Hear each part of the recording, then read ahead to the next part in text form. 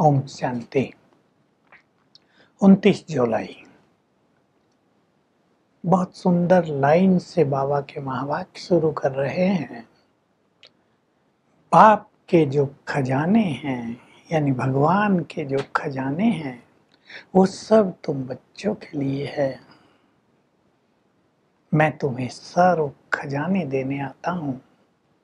उसके लिए तुम्हें पढ़ाई पढ़ाता हूँ। तुम गॉडली स्टूडेंट बने हो। मैं कहाँ हूँ? मैं भारत में आता हूँ। भारत की महिमा परंपार है। मेरी भी ये जन्म भूमि और कर्म भूमि है। जैसे क्राइस्ट कहीं आता है, महात्मा बुद्ध कहीं आते हैं। मैं भारत में आता हूँ, इसलिए तुम शिव जयंती मनाते हो। तो मुझे इस भारत से बहुत प्यार है। देखो, भगवान भारत की महिमा कर रहे हैं। इस जैसा पवित्र स्थान कोई होता ही नहीं। ये भारत स्वर्ग था। तुम वहां पुण्य आत्मा थे, परंतु तुम वहां दान पुण्य नहीं करते थे, क्योंकि वहां कोई गरीब होता ही नहीं। भक्ति में दान पुण्य किया जाता है। मैं ही ज्ञान का सागर हूँ, सर्वशक्तिवान हूँ, सद्गति दाता हूँ, पतित पावन हूँ। मैं आकर तुम्हें सत्य ज्ञान देता हूँ। दुनिया में तो किसी को आत्मा का ज्ञान भी नहीं है। किसी ने ये शब्द भी नहीं सुने विद्वानों ने कि आत्मा में 84 जन्मों का पार्ट भरा हुआ है। आत्मा बहुत सूक्ष्म है, परमधाम में रहती थी। इनकी तो चर्चा ही नहीं है कहीं। मैं ही ज्ञान का सागर तुम्हें आकर सत्य ज्ञान देता हूँ। मैं पतित पावन हूँ, तुम्हें पावन बनाने आया हूँ। विकारों का दान मुझे दे दो। देहदान तो छूटे ग्रहण। दान देकर फिर वापस नहीं लेना है। प्रतिज्ञा कर लो।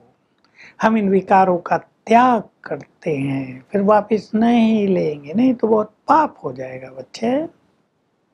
तुम घर गृहस्थ में रहकर पवित्र बनो। सन्यासी भी देखें कि ये गृहस्थ में रहते हुए कैसे पवित्र रहते हैं। तुम रह सकते हो कमल फूल समान।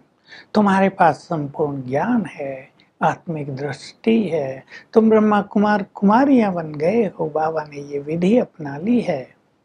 तो तुम्हें घर गृहस्थ में रहते हुए ये एग्जाम्पल बनाना है कि हम पवित्र जीवन जी रहे हैं। अब तो बाबा के लाखों परिवार, स्त्री पुरुष घर गृहस्थ में रहते हुए पवित्र जीवन जी रहे हैं। सिवाय भगवान के ये महान कार्य कोई कर ही नहीं सकता। बाबा कह रहे, मैं तुम्हें पढ़ाने आया हूँ, मैं स्वर्ग रचने आया हूँ भारत में। तो तुम्हें बादशाही दूंगा ना।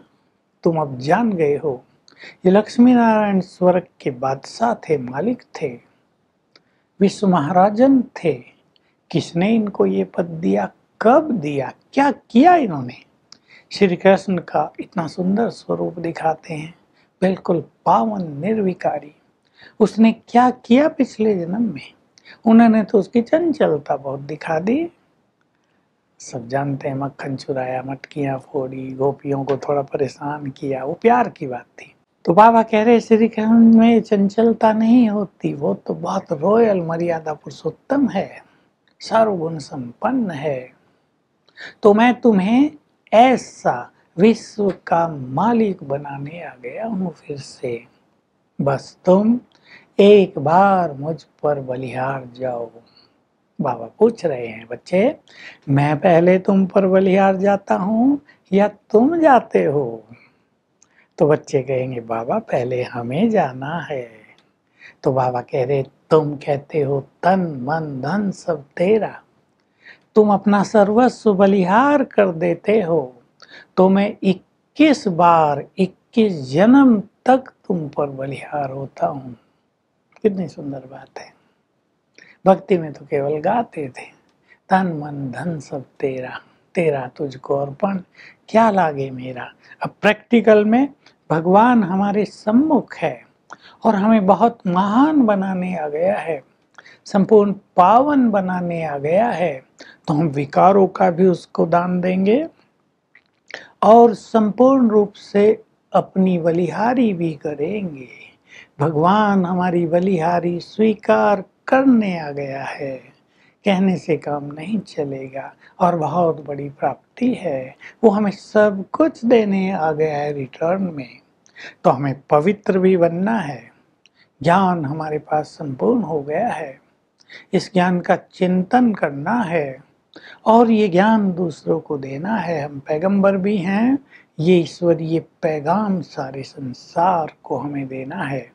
भारत भगवान की जन्मभूमि है, हमारी भी तो है। हमने तो 84 जन्म ही यहाँ लिए हैं, तो जैसे भगवान को भारत से प्यार है, हमें तो बहुत होना चाहिए। भारत हमारा देश है। देखिए, भारत में ही ये नारा लगता है, मुझे नहीं लगता किसी और देश में नारा लगता हो। भारत हमारा देश है। तो हम विचार करें, हम विकारों का दान दे रहे हैं, दे दिया है, काम जीत बन गए हैं, क्रोध का दान दे दिया है, या देकर फिर ले लेते हैं और कहते हैं दान तो दे दिया लेकिन फिर ये वापस आ जाता है, क्या करें। तो दान दी हुई चीज वापस स्वीकार नहीं की जाती है, ये नियम है दान का। ऐसा अगर हम संकल्प करेंगे, आप कह सकते हैं कि क्रोध तो आ जाता है, लेकिन अगर हम अपने को ऐसा ट्रेंड करेंगे, याद दिलाएंगे रोज सवेरे, हमने क्रोध का दान शिव बाबा को दे दिया है, अब इसको वापस नहीं लेंगे, तो बहुत अच्छी अनुभूति होगी और बहुत सूक्ष्मता से तन मन धन सब तेरा कर दें। वो लेता कुछ नहीं, ये तो भावनात्मक चीज है। फिर उसकी श्रीमत से तन को, मन को और धन को चलाएं, तो ये संपूर्ण रूप से समर्पण भाव हो जाएगा। वरदान है, उपराम और एवर रेडी बनकर बार बार अशरीरीपन का अभ्यास करने वाले सर्व कलाओं में संपन्न भव। पहले उस समय जब बाबा थे तो नट लोग होते थे, कलाएं दिखाते थे, भिन्न भिन्न चमत्कार लोगों को दिखाई देता था, रस्सी पर नाच करते हुए आगे बढ़ रहे हैं, शरीर को जहां चाहे जैसे चाहे मोड़ देते थे। तुम भी मन बुद्धि को जिस स्थिति में स्थित करना चाहो कर सको, सेकंड में शरीरी बनना चाहो बन सको। यदि ये कला आ गई, ये सबसे बड़ी कला है, तो सर्व कलाएं स्वतः ही आ जाएंगी और एवर रेडी और उपराम बन जाएंगे। स्लोगन है, सरलता और सहनशीलता को धारण करने वाले ही सदा दूसरों के स्नेही और सहयोगी होते हैं।